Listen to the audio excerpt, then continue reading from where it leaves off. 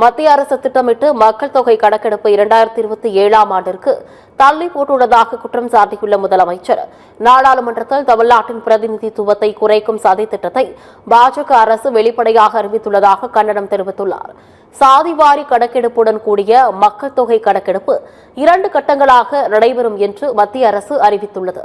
முதற்கட்டமாக 2026 அக்டோபரிலும், 2ஆம் கட்டமாக 2027 மார்ச் மாதத்திலும் கணக்கெடுப்பு நடைபெறும் என தெரிவிக்கப்பட்டுள்ளது.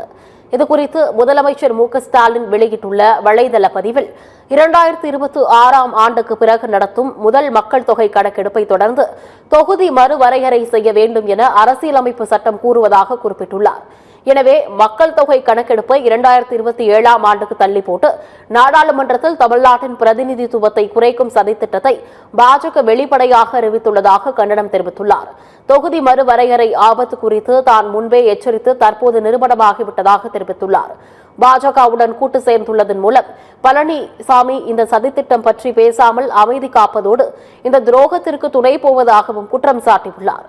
நியாயமான தொகுதி மறுவரையறை என்ற கோரிக்கையில் தமிழ்நாட்டு மக்கள் ஒன்றுபட்டு நிற்பதாக குறிப்பிட்டுள்ள முதலமைச்சர் மு.க.ஸ்டாலின், மத்திய அரசு தங்களுக்கு தெளிவான விளக்கத்தை அளிக்க வேண்டும் என்று கேட்டுக் கொண்டுள்ளார்.